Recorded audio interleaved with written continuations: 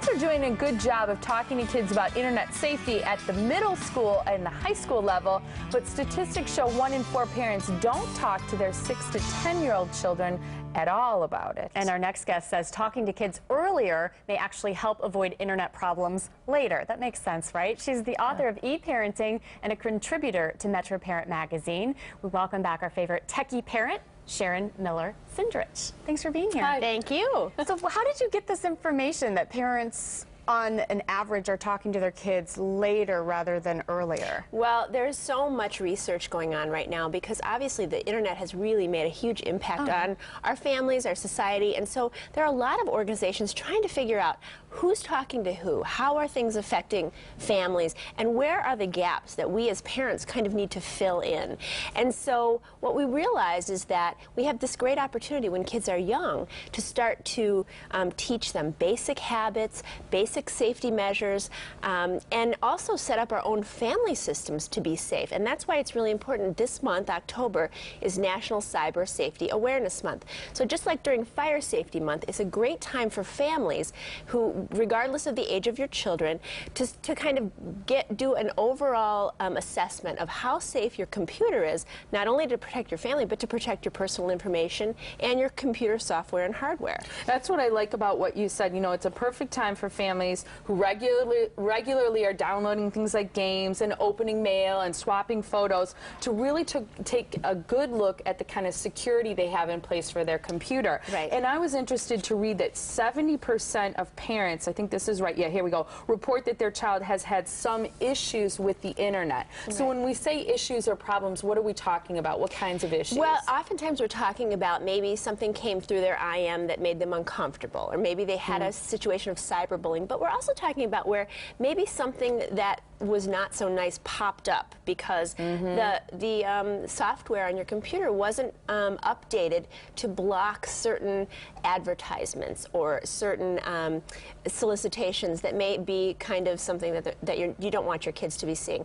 Maybe in a child's email, they're getting some email from someone that they don't know that's advertising something that's inappropriate for kids. And so these are things that as parents and as actually every computer owner need to kind of be aware on a very basic level. When you buy a computer, you need to have antivirus protection. You need to put some basic security things in place to not only protect your kids from what they're seeing, but also to protect your private information and the health, basically, of your computer system. We kind of use the metaphor of viruses, and so we're really talking about the health of your computer system and your private information. What else do you suggest that parents do, especially in the month of October when we're aware of all these problems? Well, a good thing to do if we're going to use the health metaphor, it's nice to think of kind of those basic programs like your antivirus or your security system as your vitamin. It's kind of the thing you're going to use to boost your immunity. Nothing is going to protect you fully, just like in real life. You can still get sick.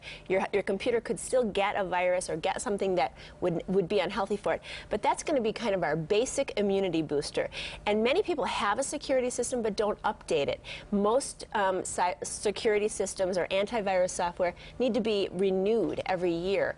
Oftentimes you'll find out that every 3 months there's actually updates that can be added, and that's adding more information and better protection for that particular product. So that's one thing you can do.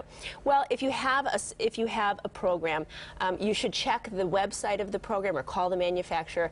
Oftentimes you'll get a reminder in your email because you've subscribed to it saying there are updates available, and you should always opt to update those because they are protecting you against new threats that may be out there. Okay, so we have the software in place. Right. Then do we have the conversation with the kids? We do. And then when do we start? So what we do then is we have the healthy habits. So the habits like washing your hands or covering your mouth would be translated into things like being aware of downloading. I suggest making a download rule for kids, especially young kids.